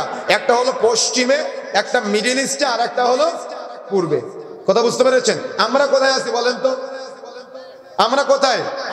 আমরা আছি পূবে, আর মিডল ইস্টে আছে সৌদি আরব, কাতার, কুয়েত। কথা বুঝতে পেরেছেন? আর পশ্চিমে আছে পশ্চিমারা, এটা তো আমরা সবাই জানি। তাহলে পৃথিবীতে 3টা দীর্ঘমারেখা চাঁদ যদি দেখা যায়, বাংলাদেশে যেদিন হবে আরবি মাসের 1 তারিখ, ওই দিন হবে সৌদি আরবে 2 তারিখ, আর পশ্চিমে কয় তারিখ হবে? এবার বুঝতে পেরেছেন বিষয়টা? তাহলে কয়টা দীর্ঘমারেখা? 3টা। যেদিন বাংলাদেশে 1 তারিখ, মিডল ইস্টে 2 তারিখ, আর পশ্চিমে হবে 3 তারিখ। তাহলে যারা সৌদি আরবের সাথে সিয়াম ঈদ পালন করে, তারা কি সৌদি আরবকে ফলো করে না চাঁদকে ফলো করে? হ্যাঁ, চাঁদকে কিভাবে হয়? চাঁদ তো তার আরো একদিন আগে পশ্চিমে দেখা যায়। কাকে ফলো করে তাহলে? তারা সৌদির তাকলিদ করে, চাঁদের না। এখান থেকে 3 বছর আগে সৌদি আরবের আরো একদিন আগে আফগানিস্তানে ঈদ করেছিল, কিন্তু বাংলাদেশে যারা সৌদি আরবকে ফলো করে, তারা কি আফগানিস্তানের সাথে ঈদ পালন করেছিল না সৌদি আরবের সাথে? সৌদির সাথে করেছে, তারা আফগানিস্তানের সাথে করে নাই। তার মানে তারা মূলত চাঁদের তাকলিদ করে না, তারা তাকলিদ করে কার? সৌদি আরবের। এই জন্য মনে রাখার চেষ্টা করবেন, যারা একই দিনে সিয়াম ঈদ পালন করতে চান, তারা মূলত সৌদি আরব না, আপনারা আমেরিকার সাথে ঈদ করেন, আরো একদিন আগে পশ্চিমাদের সাথে ঈদ করেন। কথা বুঝতে পেরেছেন? আচ্ছা, ইসলামী শরীয়তের এমন এমন কিছু বিষয় আছে যেগুলো আমাদের ব্রেনের বাহিরে। যেমন আল্লাহ রাসূল বলেছেন না, কুল্লা লাইলাতিন ইলা সামাঈদ দুনিয়া, প্রত্যেক রাতের শেষ তৃতীয়াংশে আল্লাহ কোথায় নেমে আসে? কোথায়? প্রথম আসমানে, দুনিয়ার আসমানে আল্লাহ নেমে আসে, এসে বলতে থাকে, বান্দা কে আছো? আমার কাছে ক্ষমা চাও, আমি ক্ষমা করে দিব। আমার কাছে সাহায্য চাও, আমি সাহায্য করব। আমাকে ডাকো, আমি তোমার ডাকে সাড়া দিব। আল্লাহ বলে, শুনেছেন না এই কথা আপনারা? আচ্ছা, পৃথিবীতে সব সময় কি শেষ রাত থাকে? কি মনে হয় আপনার? বাংলাদেশে যখন শেষ রাত হয়, সামান্য কক্সবাজার থেকে রাজশাহী, এর মধ্যে 7-8 মিনিটের ডিস্টেন্স। কথা বুঝতে পারেন না? আমি যেদিন প্রথম ইন্ডিয়াতে মাহফিলে যাই, আমার ট্রেনের টিকিট কাটা ছিল 7টায়। কথা বুঝতে পেরেছেন? কিন্তু আমি যখন পার হই বাংলাদেশ থেকে, তখন আমার ঘড়িতে 7টা পার হয়ে গিয়েছে। তো আমি মনে করলাম যে আমি মনে হয় ট্রেন ধরতে পারবো না। তো বর্ডার পার হয়ে দেখি তখন 6:30টাও বাজে নাই। কথা বুঝতে পারেন এমন হয়? তার মানে আধা ঘন্টা পরিবর্তন হয়ে গেল। আচ্ছা, এভাবে যত আপনি পশ্চিমের দিকে যাবেন, সময় তত কমতে থাকবে। কথা বুঝতে পেরেছেন? আর যত এদিকে যাবেন, তত বাড়তে থাকবে। 8 পিস হয়, তাই না? তার মানে শেষ রাতটা এখন বাংলাদেশে বাজে কয়টা? 11টা 13। এই 11টা 13 মিনিট গোটা পৃথিবীতে ঘুরতে থাকে সবসময়। কোনো না কোনো জায়গায় এখন যেমন 11টা 13 মিনিট, এখান থেকে 1 ঘন্টা পরেও কোনো না কোনো জায়গায় 11টা 13 মিনিট থাকবে। আমাদের এখানে যেমন এখন মধ্যরাত, পৃথিবীর সব জায়গায় কি এখন মধ্যরাত? পৃথিবীর কোনো জায়গায় এখন শেষ রাত, কোনো জায়গায় এখন দুপুর, কোনো জায়গায় এখন সকাল, কোনো জায়গায় এখন বিকাল, তাই না? তার মানে এটা সবসময় ঘূর্ণায়মান আছে। এই যে শেষ রাতটা আমাদের বাংলাদেশে হয়, এই শেষ রাতটা কি পৃথিবীর সব জায়গায় একসাথে হয়, নাকি তার নিজের দেশের অনুযায়ী হয়? বাংলাদেশের টাইমে কি ইন্ডিয়ায় শেষ রাত হয়? বাংলাদেশের টাইমে কি সৌদি আরবে শেষ রাত হয়, নাকি ওই দেশের সময়ে হয়? নিঃসন্দেহে ওই দেশের সময়ে। এখন আমি যদি আপনার কাছে প্রশ্ন করি যে গোটা পৃথিবীতে শেষ রাত যদি ঘুরতে থাকে, তাহলে আল্লাহ প্রথম আসমানে আসে কোন দেশের সময়ে? বাংলাদেশের সময়ে, সৌদি আরবের সময়, না আমেরিকার সময়? জবাব আছে আপনার কাছে? কথা বুঝেন না মনে হয়? কথা বুঝতে পেরেছেন? জবাব দিতে পারবেন আপনি? এগুলো হলো আকীদা কেন্দ্রিক বিষয়। আল্লাহ বলেছেন, রাসূল বলেছেন, বিশ্বাস করতে হবে। কিভাবে হয়? এটা আল্লাহর জ্ঞান, এটা আমাদের জ্ঞানের ঊর্ধ্বে। এগুলো নিয়ে চিন্তা করতে আমাকে আপনাকে বলা হয় নাই। যখন আপনি চিন্তা করবেন, তখনই আপনি নাস্তিক হয়ে যাবেন। এই জন্য মুতাজিলাদের আকীদা কি জানেন? মুতাজিলাদের আকীদা হলো, আমরা তো নেকি দেখতে পাই না, আমরা তো পাপ গুনাহ দেখতে পাই না, তো আল্লাহ এটা মাপবে কিভাবে? তারা আল্লাহর কাছে প্রশ্ন করে। কথা বুঝেন নাই? তারা কার কাছে প্রশ্ন করে বলেন তো? আল্লাহর কাছে প্রশ্ন করে। এখন আমি যদি আপনার কাছে প্রশ্ন করি, আমাদের শরীরে জ্বর হয় না? আচ্ছা, জ্বর কি দেখা যায়? কথা বলেন না কেন? জ্বর কি দেখা যায়? জ্বর ধরা যায়? জ্বর ছোঁয়া যায়? জ্বর কি করা যায়? মাপা যায়। তো যেটা দেখতে পান না সেটা আপনি বিশ্বাস করলেন কেন? পরিমাপটা বিশ্বাস করলেন কেন? যাদের শরীরে ডায়াবেটিস আছে, এটা কি দেখা যায়? এটা ধরা যায়? এটা ছোঁয়া যায়? এটা কি করা যায়? 1 ফোঁটা রক্ত নিয়ে পরিমাপ করা যায়। তো আপনি এই মাপটা বিশ্বাস করলেন কেন? আপনি তো ডায়াবেটিস দেখতে পান না। শরীরে প্রেসার কম বেশি হয় না আমাদের? এটা কি দেখা যায়? এটা ধরা যায়? যেটা দেখা যায় না, যেটা ধরা যায় না, আপনি প্রেসার কম বেশি বিশ্বাস করলেন কেন? যে আল্লাহ আমাকে আপনাকে 1 ফোঁটা জ্ঞান দিয়েছে, এই 1 ফোঁটা জ্ঞানে আপনি জ্বর মাপতে পারেন, এই 1 ফোঁটা জ্ঞানে আপনি ডায়াবেটিস মাপতে পারেন, এই 1 ফোঁটা জ্ঞানে আপনি প্রেশার মাপতে পারেন, ওই আল্লাহ আমার আপনার নেকি বা গুনাহ বা পাপ বা সব এগুলা মাপতে পারবে না? কি মনে হয় আপনার কাছে? এত আল্লাহ সম্পর্কে আপনার নগণ্য ধারণা কেন? আল্লাহ সম্পর্কে এত খারাপ ধারণা কেন আপনার? সুতরাং মনে রাখার চেষ্টা করবেন, সমাজে বিভ্রান্ত ছড়াবেন না। যখন আপনার ভূখণ্ডে চাঁদ দেখা যাবে তখন আপনি সিয়াম পালন করবেন। সুতরাং আপনার দেশে যখন আপনি চাঁদ দেখতে পাবেন তখনই আপনি সিয়াম পালন করবেন। পৃথিবীর কোথায় দেখা গেল সেটা আমার দেখার বিষয় না। কেন? 3টা দীর্ঘমেরেখায় চাঁদ দেখা যায়, সৌদি আরবের আরো একদিন আগে পশ্চিমে চাঁদ দেখা যায়। সুতরাং সৌদি আরবের তাকলিদ না করে রাসূলের কথার অনুসরণ করে যখন আপনার ভূখণ্ডে চাঁদ দেখতে পাবেন তখন আপনি সিয়াম পালন করেন, তখন আপনি সিয়াম ছেড়ে দিবেন। এটাই হলো চূড়ান্ত বিধান, এটাই হলো চূড়ান্ত কথা। যদি আপনি এটা মানতে না পারেন তাহলে অন্তত হাদিসের বিরোধিতা করে সমাজে বিভ্রান্ত ছড়াবেন না। কথা বুঝতে পেরেছেন? তাহলে এখন থেকে আমাদের চেষ্টা করতে হবে, সিয়াম পালন করতে হবে। যখন আপনার ভূখণ্ডে চাঁদ দেখা যাবে তখন থেকে সিয়াম পালন করবেন। আমাদের সমাজে মাহে রমজান চলে আসলে প্রতিটা মসজিদের মাইকে মাইকে ঘোষণা হয়, নাওয়াইতু আন আসুম্মা গাদান মিন শাহরি রমাদানাল মুবারাক ফারদাল লাকা ইয়া আল্লাহ ফাতাকাব্বাল মিন্নি ইন্নাকা আনতাস সামিউল আলিম। প্রচার করা হয় কিনা? আছে না এটা?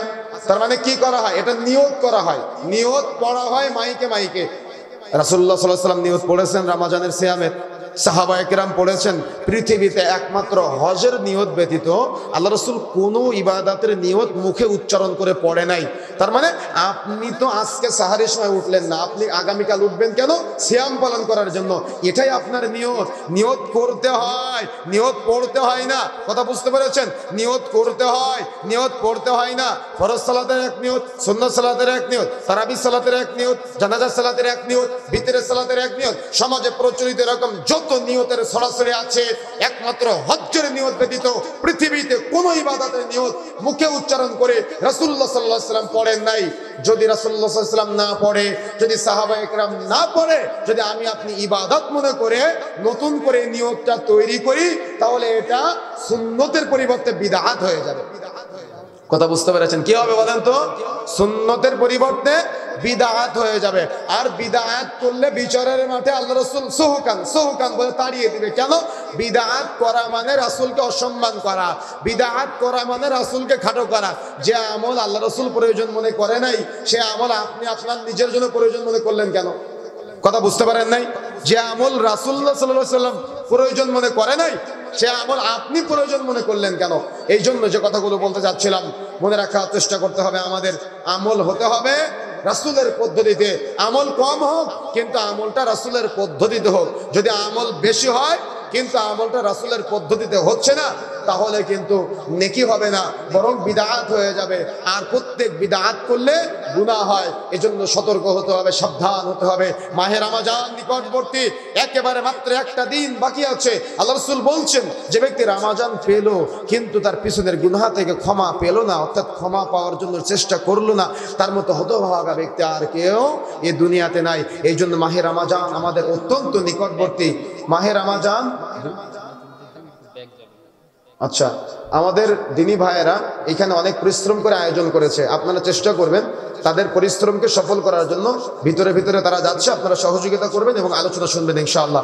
প্রিয় বন্ধুরা আমার, যে কথা বলতে চাচ্ছিলাম, আমাদের মনে রাখতে হবে যে রাসূলুল্লাহ সাল্লাল্লাহু আলাইহি ওয়াসাল্লাম বলছেন, যে ব্যক্তি সিয়াম পেল, রমজান পেল, কিন্তু তার পিছনের গুনাহ থেকে ক্ষমা পেতে পারলো না, তার মতো হতভাগা ব্যক্তি কেউ নাই।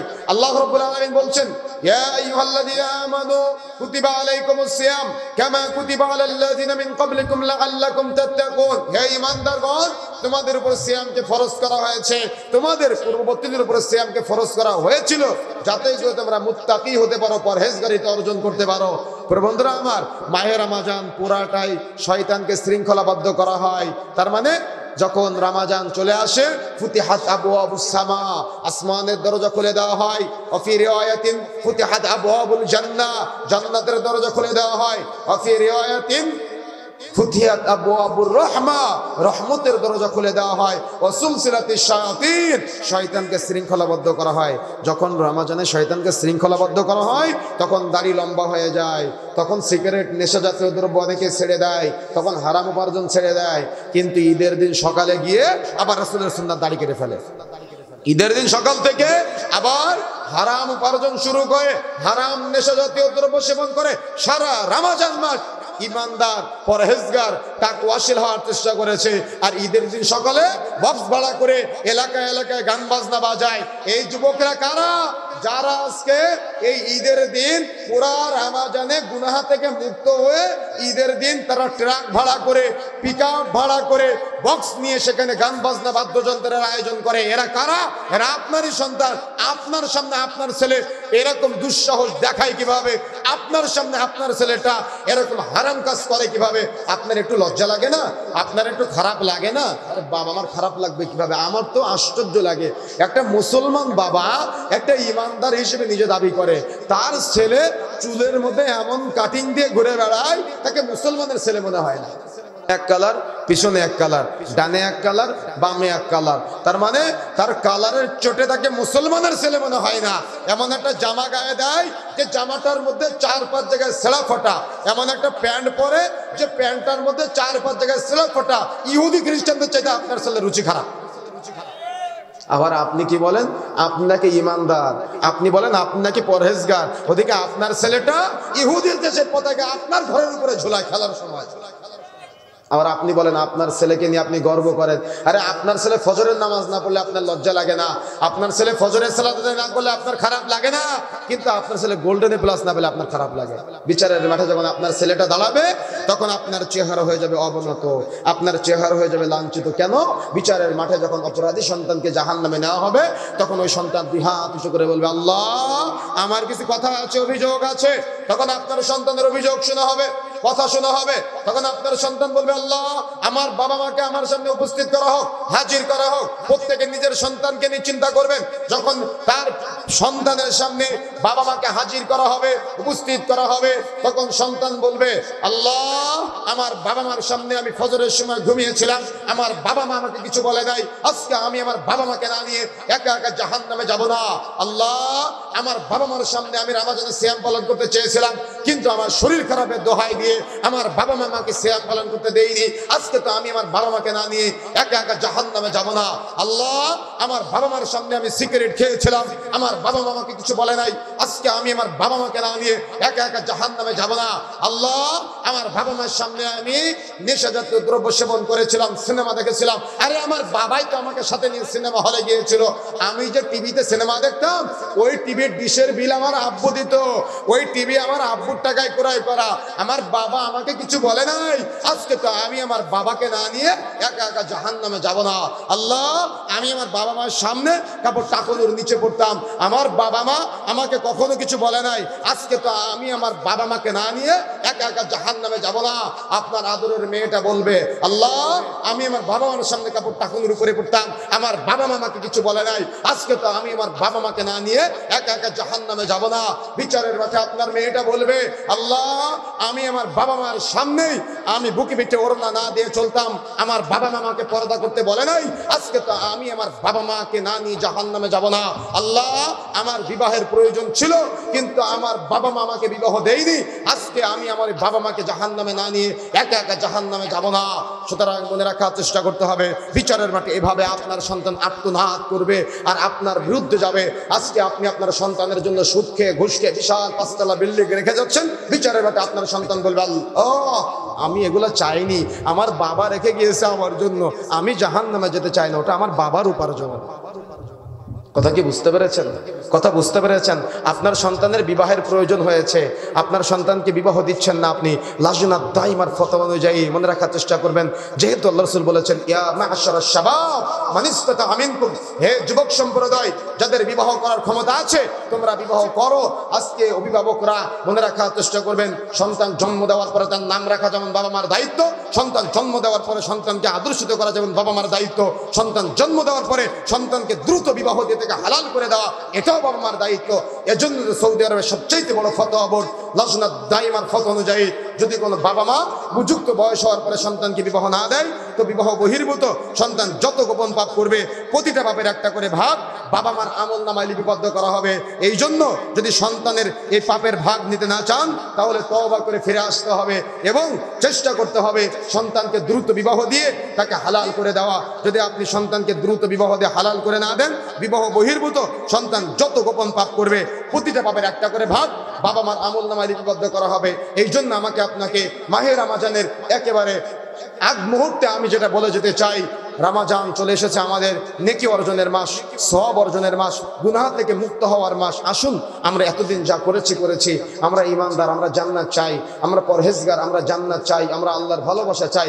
আসুন আমরা ফিরে আসি, আসুন আমরা আল্লাহর রাস্তায় চলার চেষ্টা করি, আসুন আমরা গুনাহ থেকে ফিরে আসি, আমরা অন্যায় থেকে ফিরে আসি। তা না হলে বিচারের মাঠে চেহারা হয়ে যাবে অমনত, বিচারের মাঠে চেহারা হয়ে যাবে লাঞ্ছিত, বিচারের মাঠে চেহারা হয়ে যাবে অপদস্থ। সুতরাং আমাকে আপনাকে চেষ্টা করতে হবে, তা না হলে বিচারের মাঠে জবাবদিহিতার কাঠগড়ায় দাঁড়াতে হবে। আলোচনার একেবারে শেষ পর্যায়ে আপনাদের পক্ষ থেকে কিছু প্রশ্ন।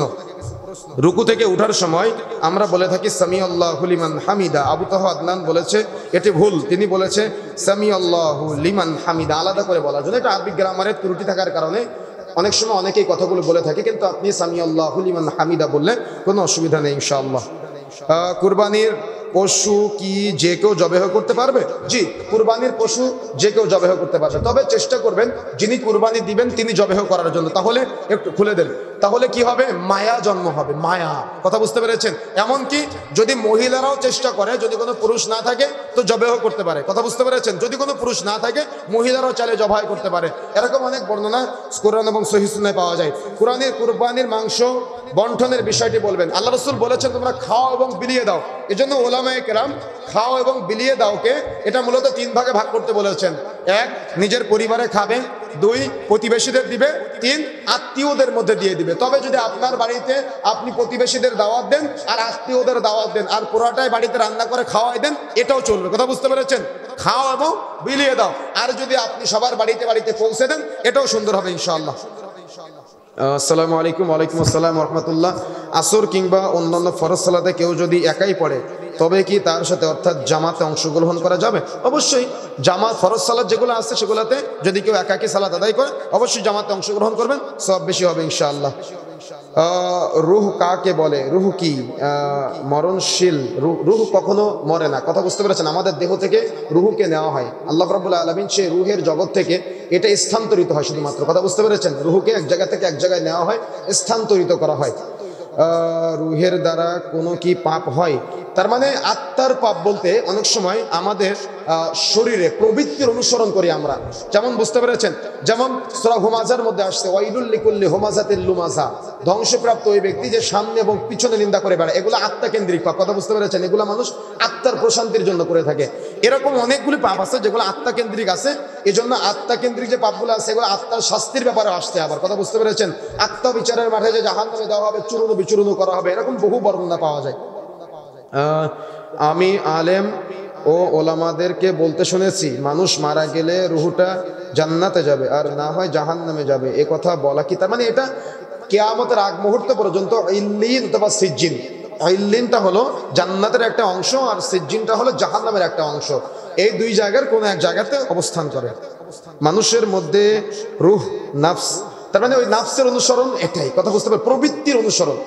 রুহটা এটা ছুটাছুটি করে, এটা আমাদের জীবনকে জীবিত রাখে। কথা বুঝতে পেরেছেন? এই জন্য এটা বোঝার চেষ্টা করতে হবে। আমাদের প্রবৃত্তি, আমরা দেখা যাচ্ছে কোনো একটা কিছু দেখলাম, চোখ দ্বারা প্রবৃত্তি হতে পারে, অন্তর দ্বারা প্রবৃত্তি হতে পারে, এটা ভিন্ন, রুহটা ভিন্ন। রোজার মাসে সারাদিন রোজা থাকার পরে শেষ বিকালে রোজা লেগে যায়, তখন আমরা মোবাইল দেখে সময় পার করে দেয়, এতে কি আমাদের রোজা কাজা হবে?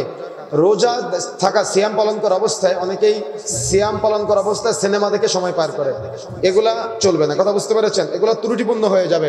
আর যদি আপনি হারাম কোনো কিছু দেখেন তাহলে তো আপনার সিয়ামটাই বরবাদ হয়ে যাবে। এই জন্য এমন কোনো কিছুর সাথে সম্পৃক্ত হবেন না বা দেখবেন না। অনেকে যুবক ছেলেরা আজকে ফ্রি ফায়ার পাবজি খেলে সিয়াম পালন করে, এরকম হারাম কোনো কিছুর সাথে জড়াবেন না, আপনার সিয়াম ত্রুটিপূর্ণ হয়ে যাবে। এই জন্য সতর্ক হতে হবে, সাবধান হতে হবে। সিয়াম পালন করার সময় অন্তত এগুলো থেকে বিরত থাকবেন। তবে মোবাইলের মাধ্যমে এখন ইসলামিক ওয়াজ, ইসলামী আলোচনা, কোরআন তিলাওয়াত এগুলো আছে, এগুলো শুনবেন, প্রচার করবেন, যত মানুষের কাছে পৌঁছাবে আপনারা সাদাকায়ে জারিয়া স্বরূপ নেকি পাবেন ইনশাআল্লাহ। আমাদের ঘরে ছোট বাচ্চারা মোবাইল দেখে, মহিলারা সেই ঘরে নামাজ পড়ে, এতে কি মহিলাদের নামাজ হবে কিনা? যদি গান বাজনা দেখে তাহলে তো সালাত হবে না, আর যে ঘরে মূর্তি থাকে সেই ঘরে সালাত হবে না।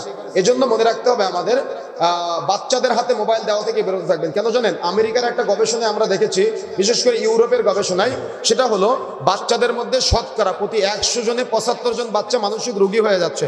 আর বাংলাদেশ, ভারত, পাকিস্তানের গবেষণায় প্রতি 100 জনে 50 থেকে 55 জন বাচ্চা তারা মানসিক রোগী হয়ে যাচ্ছে। এটা আপডেট নিউজ, উইকিপিডিয়া সার্চ করলে আপনারা দেখতে পাবেন। এজন্য ছোট বাচ্চাদের হাতে মোবাইল দিয়ে তাদের এই রিলস ভিডিও, নগ্ন ভিডিও, তারা কিন্তু এগুলোর মাধ্যমে দেখে তাদের রুচি বা চরিত্র নষ্ট হয়ে যাচ্ছে বাচ্চা অবস্থায়। তারা জেনে ব্যভিচারের সাথে সম্পৃক্ত হয়ে যাচ্ছে। এই জন্য তাদের কাছে অন্তত এগুলো দেওয়া থেকে বাবা মারা বিরত থাকার চেষ্টা করবেন। না হয় বাটন মোবাইল ব্যবহার করবেন, তারপরে বাচ্চাদের কাছে এগুলো দেওয়া থেকে 100% বিরত থাকবেন। আগামী প্রজন্মকে নষ্ট করবেন না, তাদেরকে সালাতে অভ্যস্ত করেন। অনেকে বাচ্চাদেরকে মসজিদ থেকে বের করে দেয়, এরা নাম তারাবির সালাত। এটা হলো যদি কেউ আদায় করে তো নেকি আছে, আদায় না করলে গুনাহ নাই। কথা বুঝতে পেরেছেন? অনেকেই মনে করে তারাবি সালাত না পড়লে রোজা হয় না, এটা ভুল ধারণা। কথা বুঝতে পেরেছেন? তারাবি আলাদা ইবাদত, সিয়ামটা আলাদা ইবাদত। তারাবি পড়লে নেকি আছে, না পড়লে গুনাহ নাই। তবে এটার গুরুত্ব অনেক। আল্লাহ রাসূল বলছেন, মান কামা রমাদানা ঈমানান ওয়া ইহতিসাবান গুফিরা লাহু মা তাকাদ্দামা মিন যামবি। যে ব্যক্তি ঈমান সহ নেকির আশায় রমজানের রাতের কিয়াম করবে, তার মানে তারাবি বা তাহাজ্জুদে সালাত আদায় করবে, তার পেছনে সমস্ত গুনাহ থেকে তাকে মুক্ত করে দেওয়া হবে। সুবহানাল্লাহ। এজন্য আমাদের চেষ্টা করতে হবে সর্বদা তারাবি সালাতটা আদায় করার জন্য। আর চেষ্টা করতে হবে আমাদের তারাবি সালাতটা সুন্নাহ পদ্ধতিতে আদায় করার জন্য। রাসূলুল্লাহ সাল্লাল্লাহু আলাইহি ওয়াসাল্লাম জামাতে 3 দিন তারাবি সালাত আদায় করেছেন। কথা বুঝতে পেরেছেন? রাসূলুল্লাহ সাল্লাল্লাহু আলাইহি ওয়াসাল্লাম জামাতে তারাবি সালাতের বর্ণনা খুবই কম। এটা হলো রাতের প্রথম অংশে পড়লে তারাবি, শেষ অংশে পড়লে তাহাজ্জুদ। আয়েশা রাদিয়াল্লাহু তাআলা আনহা বলছেন, আল্লাহ রাসূল রমজানে ও রমজানের বাইরে 11 রাকাতের বেশি পড়তেন না।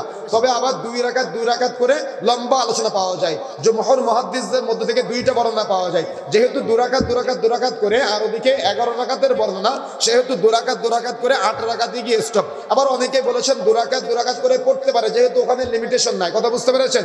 এজন্য আপনার মন চাইলে আপনি পড়তে পারেন। তবে 8 রাকাত তারাবি এবং 3 রাকাত বিতর, এটা হলো সুন্নাহ।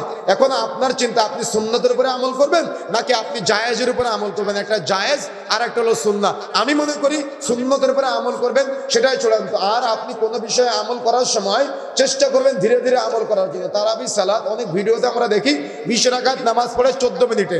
একভাবে তারাবি সালাত পড়া মানে এটা কোরআনকে অপমান করা, এটা নামাজকে অপমান করা। এভাবে চেষ্টা করবেন না।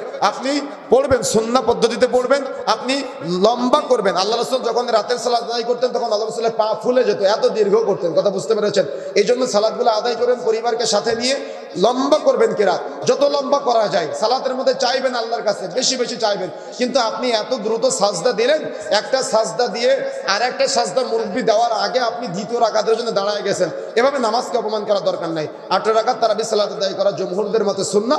তবে আপনি যদি 2 রাকাত করে পড়তে পারেন, আপনি যত খুশি মন চায় পড়তে পারেন ইনশাআল্লাহ। অনুষ্ঠান এবং যৌতুকের বিয়ের অনুষ্ঠান খাওয়া যায়।